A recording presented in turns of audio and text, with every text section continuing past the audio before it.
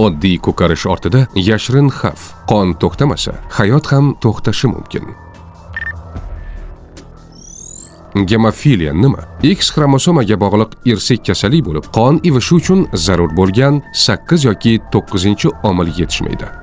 Natijada kichik jarohat ham ichki qon ketishiga, og'ir holatlarda hayot uchun xavf tug'dirishi mumkin. Orfan kasalliklar bu juda kam uchraydigan noyob kasalliklar bo'lib, aholining juda kichik qismida uchraydi. Ko'plari irsiy, genetik bo'lib, ularni davolash qiyin yoki cheklangan. Shu sababli oldini olish va erta aniqlash muhim hisoblanadi.